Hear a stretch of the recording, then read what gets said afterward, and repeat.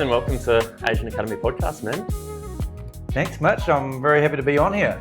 Mate, I've spent yesterday at NZREC, and then a couple of weeks or months ago, I went to AREC, and there was a big theme of authenticity, being who you are, and agents sometimes finding this real difficulty to express who they are in the industry. And man, we've spent 20 minutes together, and I'm just like, dude, I totally get your vibe straight away, and the person that I've met is exactly the same as the person that I see in the videos. That's awesome. That's probably the biggest compliment I can get. we'll cut the podcast there. Yeah, we're done. Nice, thanks. I wanted to ask, is that something that you've always carried from when you started in the industry? I know for a lot of agents, they kind of have to ride the wave and figure that out. Is that similar for you? Yeah,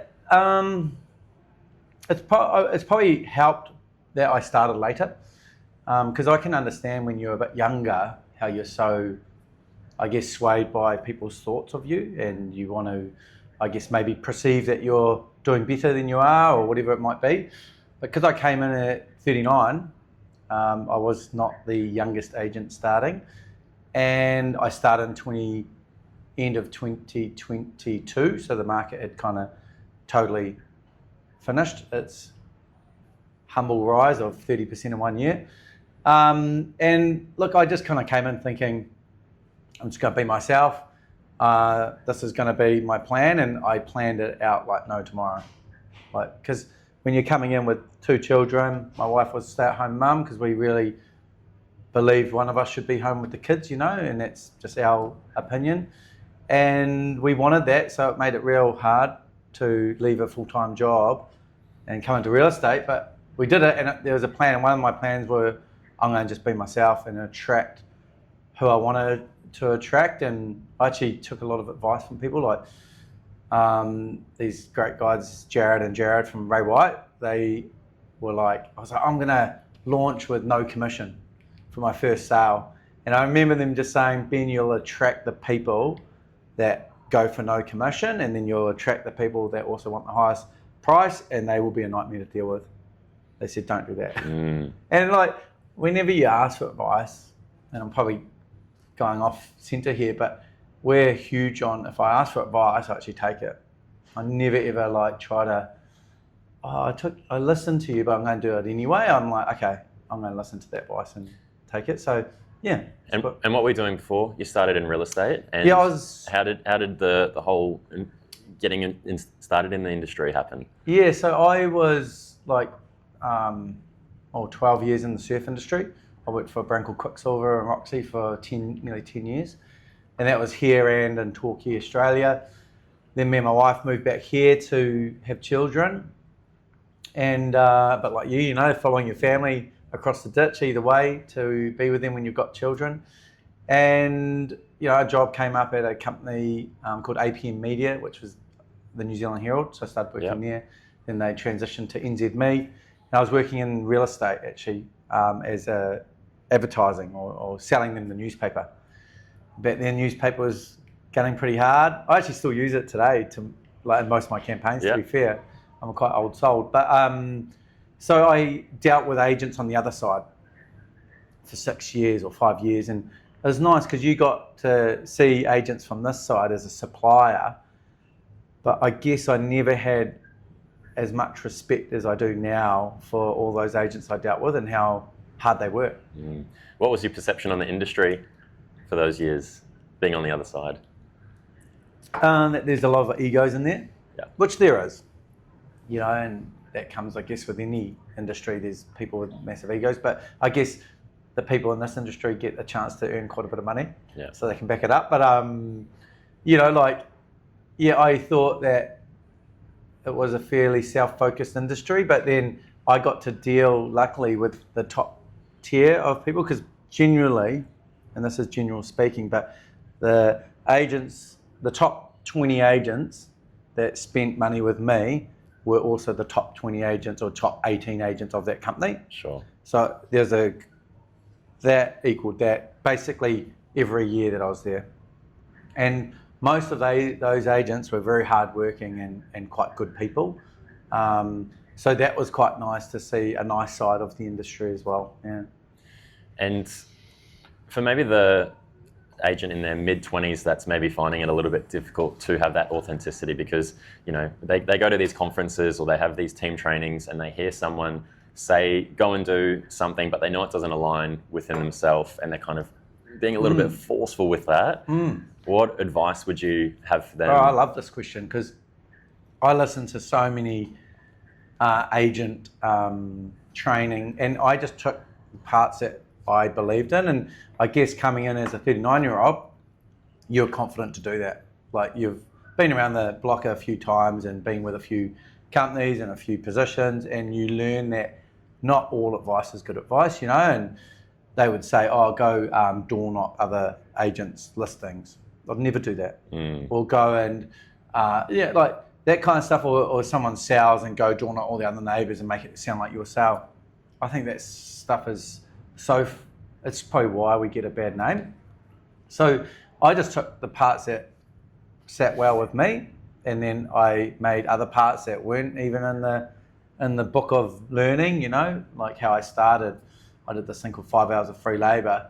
I remember this guy, Andrew North, getting up and was like, at our awards, he's like, you know, it's hard to reinvent the wheel on how to start real estate, but this guy's done something that I thought would never work, and also something that I'd never think to do, and he's done it, you know. And it was quite a nice compliment because you can do stuff that's different and outside the box, you know. And it's important to be different, not always just better, because, you know, if someone else is here and you do things slightly better, like there's not actually that much of an impact. But if you can do something different, that allows you to play in a whole different field by yourself. Yeah. Yeah, and you see agents doing that all the time. Like, I see agents coming up with new things that they're doing on social media. I'm going, man, that's cool, and I can't do that anymore because I've done it. And it's kind of like rubber stamped. And, you know, like with that 5 hours free labour, I had heaps of agents ringing me up and going, hey, do you mind if I do that? And I'm like, 100%. Yeah. I think we need to do better in the community. We earn like good money for what we do, and we have to be fair about that. And, you know, it's all good just signing a check for something, but actually doing something in the community that's good and you're actually getting your hands dirty is awesome. And like, I know this guy Ross is doing it out in, he's in Ray White out in the Eastern Bays, and he's actually doing it. But then I have another agent that went and tried to do it, but there's a catch, 5 hours of free labour if you let me do your appraisal, and that was not the reason for it. It was authentic, and it was like, I'll do this for nothing. Yeah. You know, and I didn't get a sale out. I didn't get a listing out of that 5 hours of free labour for 2 years. Yeah. One of my first ladies rang me up 2 years later and said, oh, hey Ben, I'd like to sell my house. And I never asked a question. And it was always outdoor. I never wanted to go inside, so I didn't even get to look inside their house. Yeah. And it's doing it for the sake of doing it, not doing it for the sake of peering around the corner going, oh yeah, I'm shoveling. Have you ever seen Peaky Blinders? No. Oh, okay. I can imagine it already. So there's a scene where Tommy Shelby, he's, you know, the big dog, and he's probably gotten a little bit ahead of himself, and he goes and spends a day shoveling coal to go and kind of remind himself where he started. Yeah. And, you know, I think some agents probably need to do that, you know, ground themselves a little bit in the weeks going, just because you earn a little bit more money doesn't mean you're better than someone. You know, it's still the right thing to do to go and be a good person in the community. And we've got to get a better name for ourselves, you know, like it's a real hard one in real estate because we have this name, and I don't want to go into it, but there's other factors on why that happens, on the way how people treat agents, and then you kind of have to do this because people are trying to catch you out. But it's like what we can do in the community and what we can do other than just signing a little check and walking away is, I think, quite important. And like you're saying to me earlier, the humble Honda guy. Love that. Yeah. It's a cool story. Yeah. And your first year in real estate, was it a fast start or a slow start? Was your aim to come in and be a part of a team to learn, or you're like, nah, I kind of know what I want to do, just give me the basics and let me run? Yeah, like, and I think going back to your question with the young agents, I think I had to make it work, you know, and I had to make it work pretty quickly. I had about 3 months of income, and then it was like, goodbye, good night, nurse. But for younger agents coming in that they might have the support of their family or still at home or whatever, I'd certainly tuck myself under an agent, you know, just to try get some credibility. Because you see new agents these days, and here's a tip, I wouldn't go door knocking straight away. because it's like, what value are you offering? Like, actually think of the situation. Like, you're a homeowner, and this person that's never sold a listing comes and knocks on your doors and asks for an appraisal. I just think that is poor form, like, and that's something I'd never do, and I didn't do that at the start either. So it's just, I think, getting the experience. But for me, I just went out pretty hard straight off the bat. But I basically,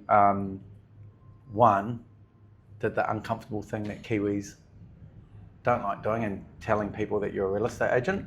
So I sent like 200 videos.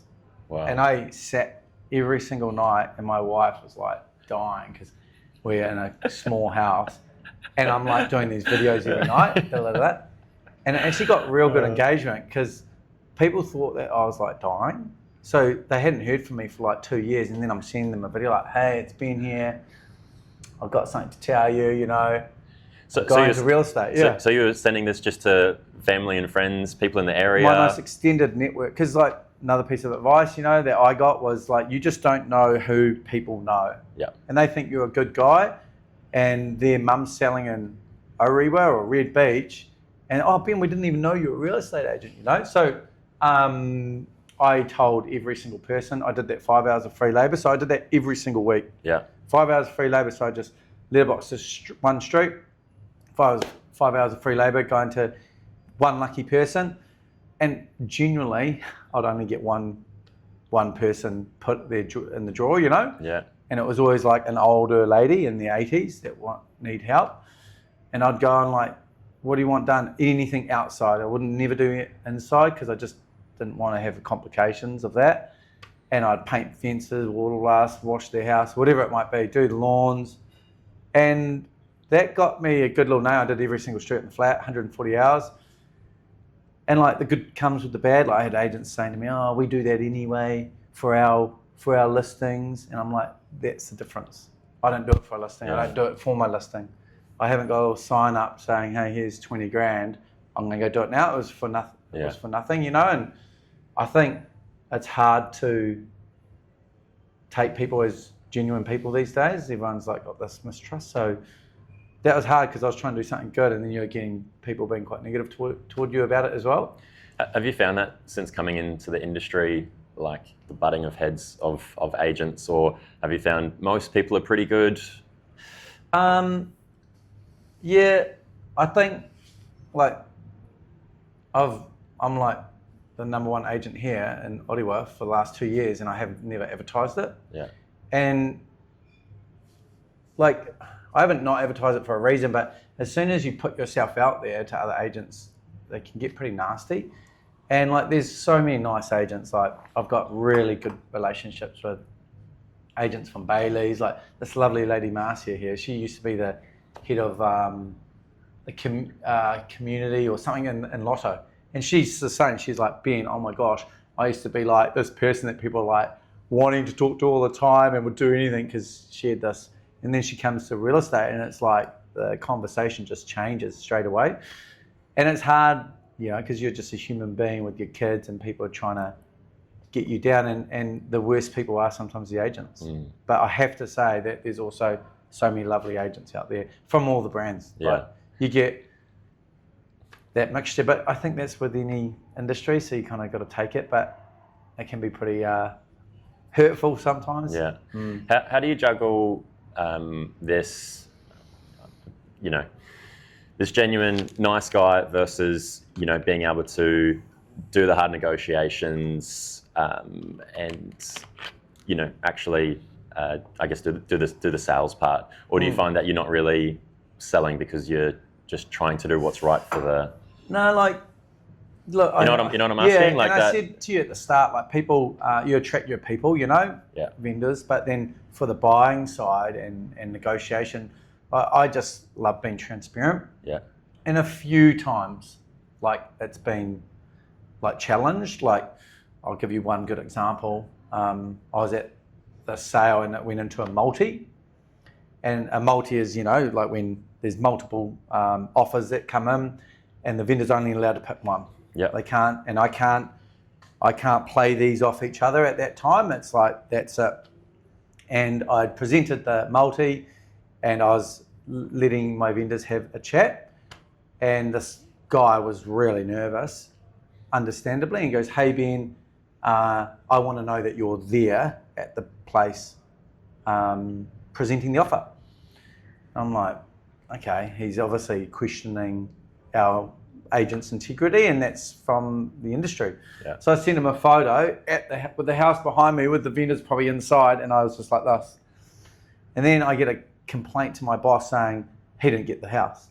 Ben sent me a photo of this, which indicated that it was me. And then I sent him 50 photos on my Instagram, and they're all like this. I'm like, hey mate, that's just my thumbs up. Mine's like that. Yours might be like that. Yeah. That's just, or yours might be that. You know. So there I am being authentic and genuine. Like, I'm here. They've got 5 offers to think about. I'm giving them half an hour. Like, fair enough. And then someone tries to like use it against you. So, but those type of people, man, they're just those unhappy people, and they're just always going to dig themselves a hole. And eventually, one day, hopefully, they find happiness and stop trying to bring other people down. Yeah. Do you have a thick skin with that stuff, or do you carry it a little bit? No, I don't. No. Like my wife says, I have a really thick skin, and I'm calm under chaos, like, which I am. I never really get too flustered, but I will say that kind of stuff really like affects my sleep and affects me, you know. Same with like, you know, when an agent comes at you, it really does affect me. So I would say I'm probably hard on my sleeve with that kind of stuff. Yeah. Yeah, and that can be a challenging thing in real estate because you're kind of getting that from everywhere. Yeah, you are, but you also got to be true to yourself, and you're like, I'd rather be vulnerable, and I'd rather, I talk to my kids about this all the time, when there's a problem or something and Dad's feeling pretty shithouse about it, you know, like, it's nice to see your kids see that you actually struggle as well, and then how you get out of it, you know, and they can see, like, my daughter's amazing. She's like, how you going, Dad? Like, she's very empathetic, and so is my boy, but there's just this nice thing for them to see how you deal with it, you know? Yeah.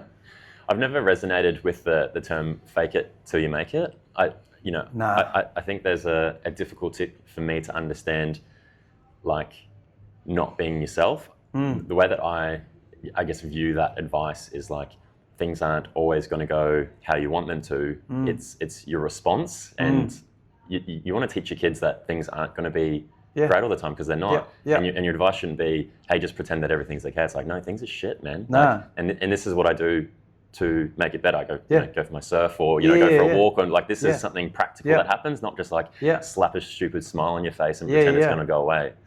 Honestly, it's like, it's pretty funny. Like, we all do stuff like we're like a Christian family or faith-based, and we're like, all right, kids, let's pray for that person, you know. It's like, what the heck? This is like the opposite thing to what you're going to do. But about your fake it till you make it, and your question about new agents coming in, like, when I started, I was very upfront with that. Like, I haven't sold a property, but I've got so much flipping time on my hands, and I promise you I'll work the hardest for you. And one thing that I've got on my side is years of sales and negotiation, you know, and I'd be like, I know how to negotiate, I know how to do the sales part.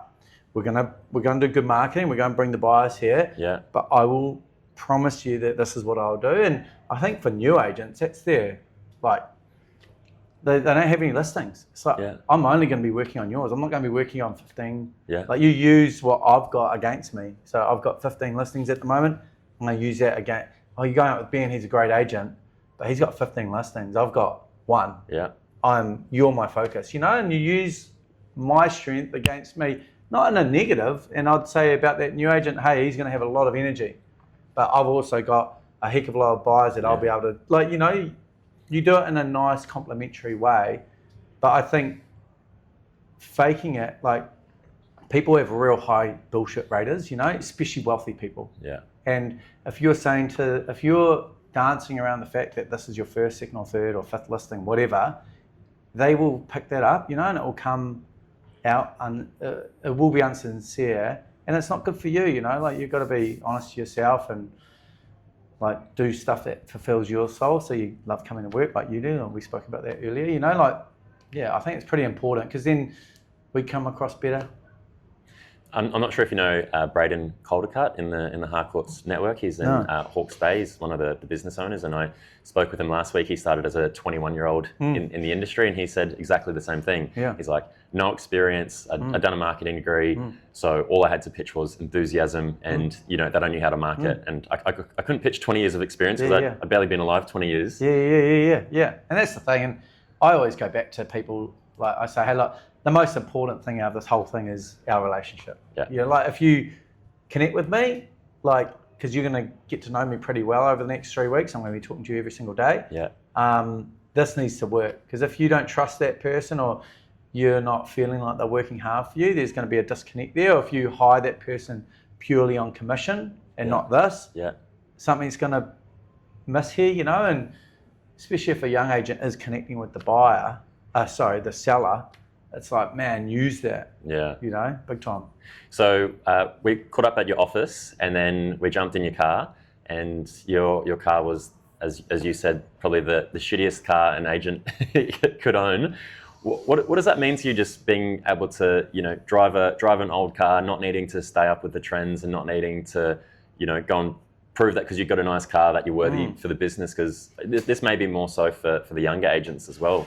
Like you mentioned, they come into the industry and it's like try to be someone they're not. And again, like coming in a little bit older was probably a benefit for me, but I guess I just wanted to attract my people.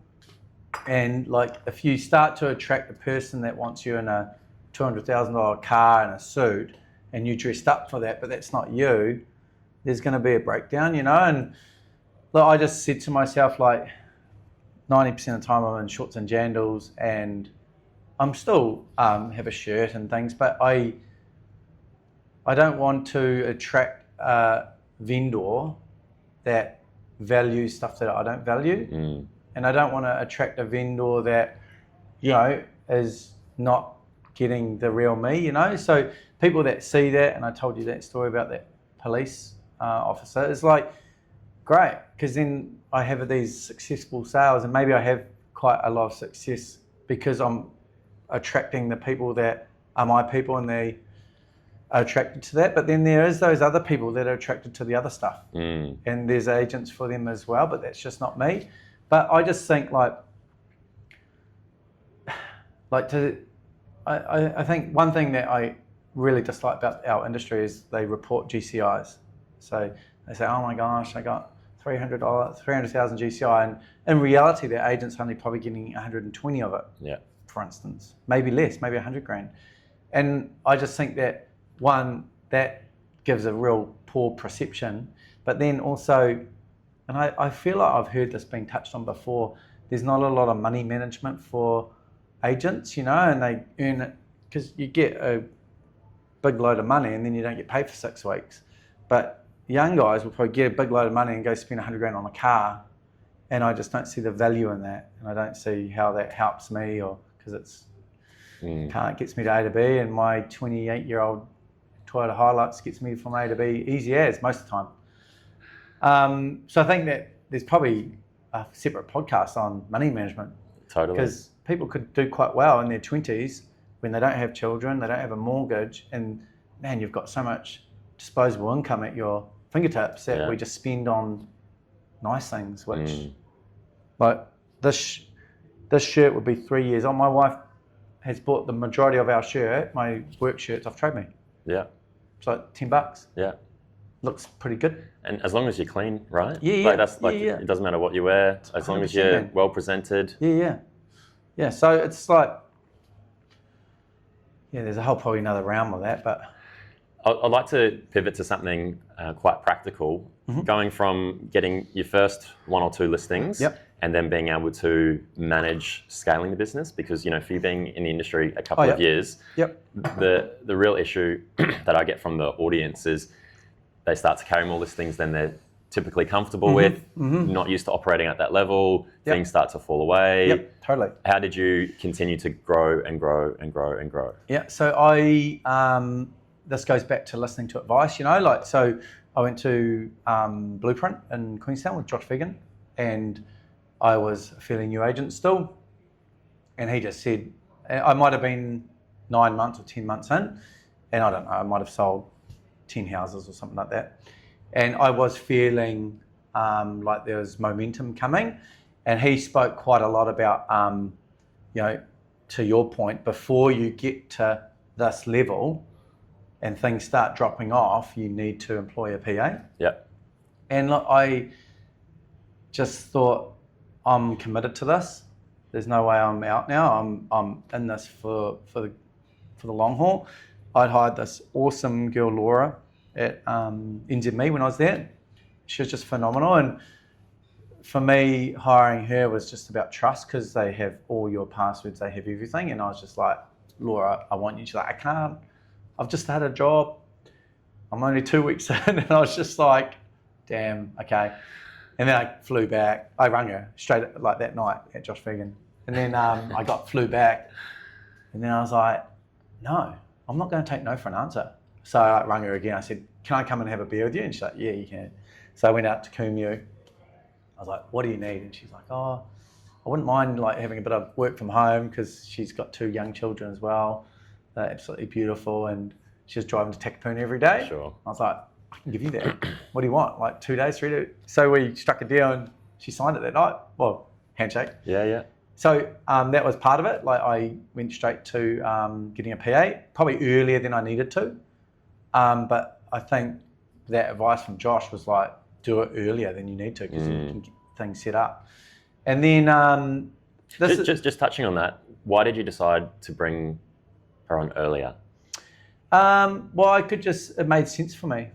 Like with what he was saying, and I was talking to some of those other agents, like Jared Cook's, I don't know if you've met him.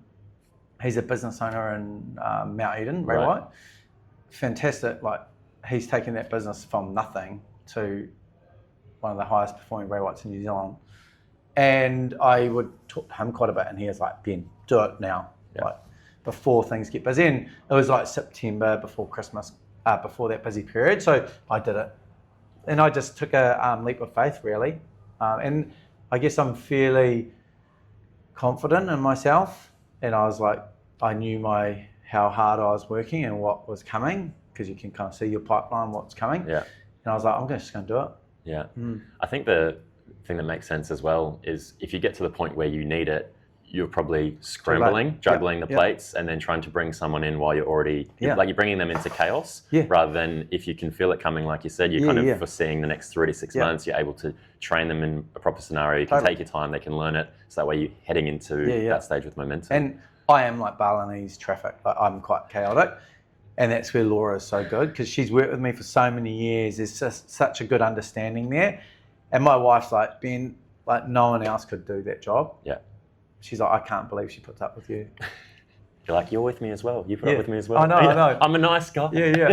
But then from that, like, I brought on Michelle Sunderland, she was from Ray White, and I brought her over to Harcourts as, you know, someone to co-list with me. Yep.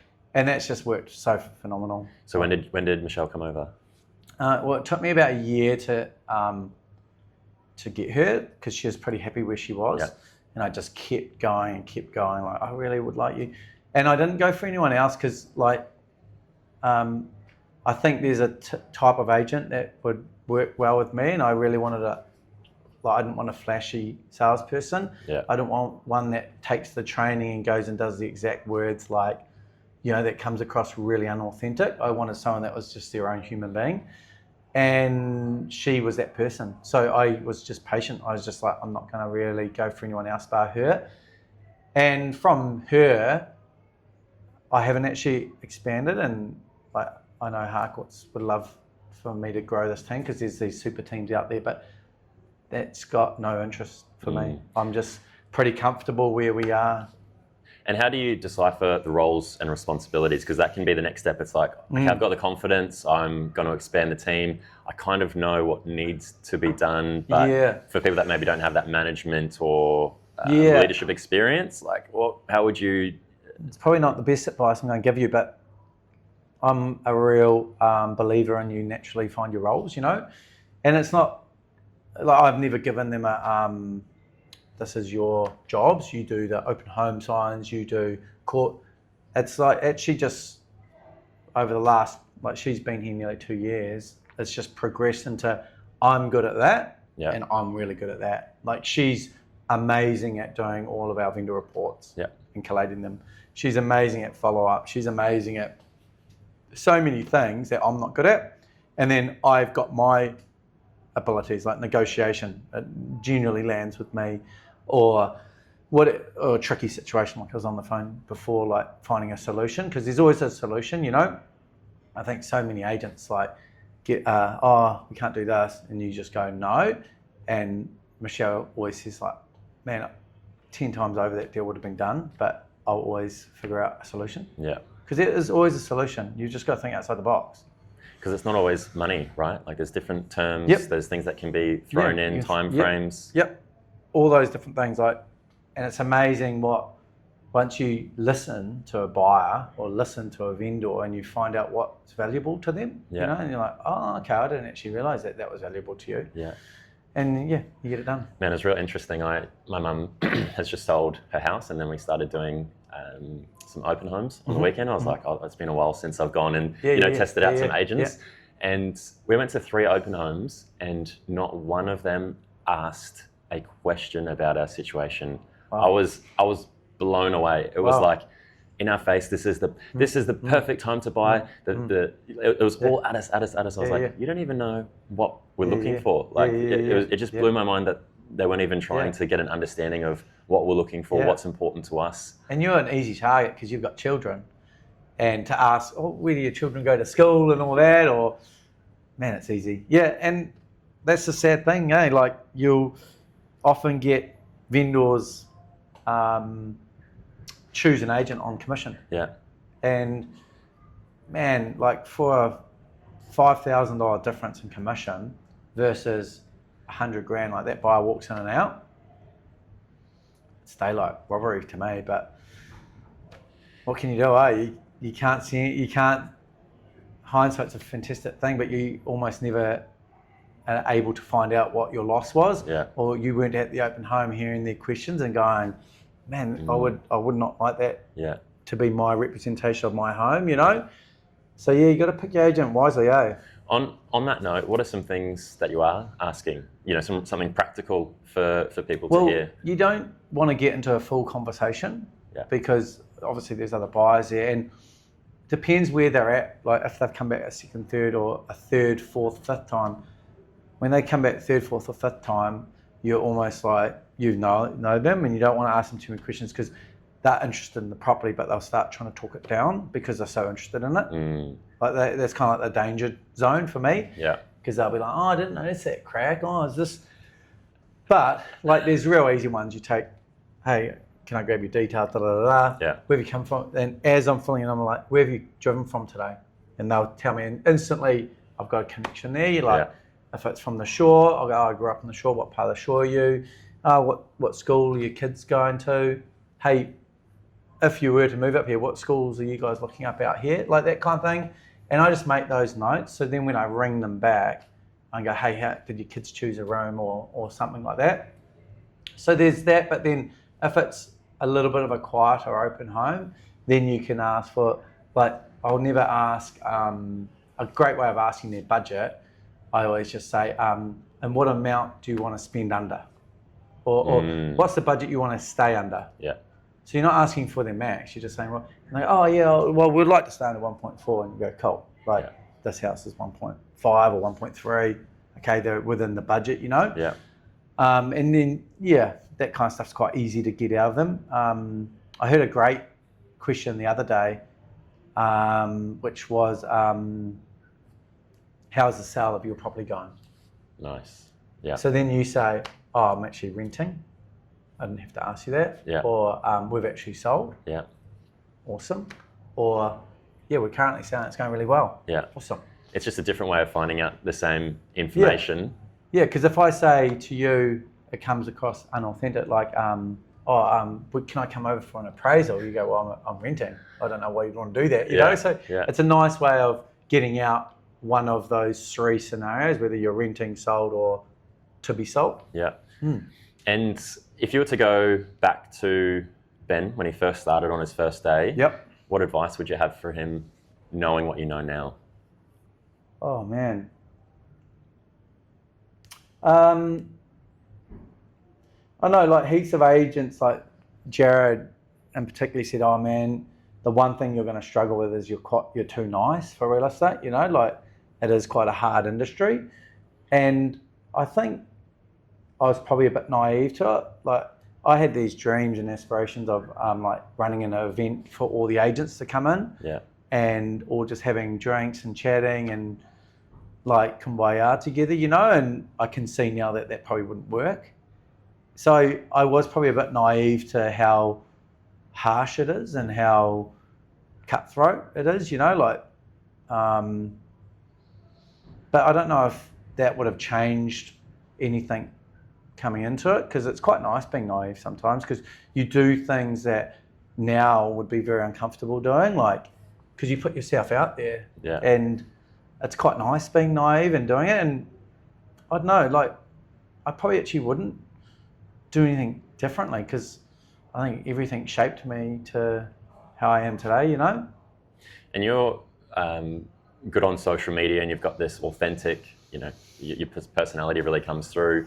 And we were just speaking before that you actually try not to follow other agents, and you try not to copy the trends. Yeah.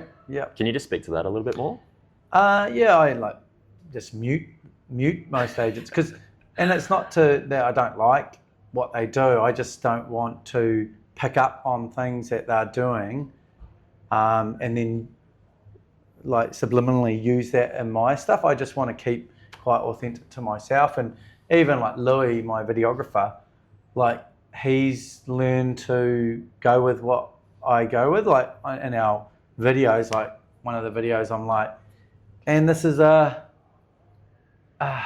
deciduous tree.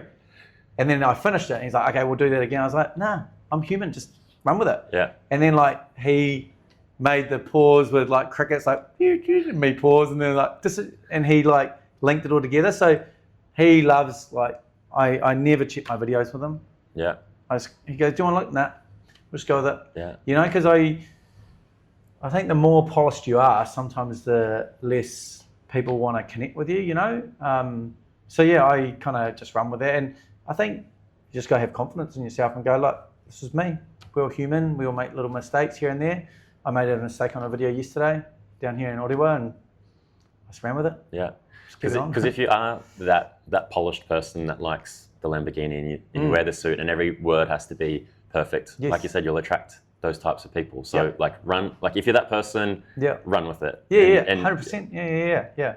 So it is quite nice. Like you run with your genre. I feel like up here in Ottawa, like our community relates quite well with my style, you know. Like I don't think a suited booted Lamborghini would do too well, but there's those buyers that do well up here. But it's just not me. Yeah. Ben, this has been great. Really appreciate your time, wisdom, and thoughts on the podcast. It's been great having you. Thanks for coming up, bro.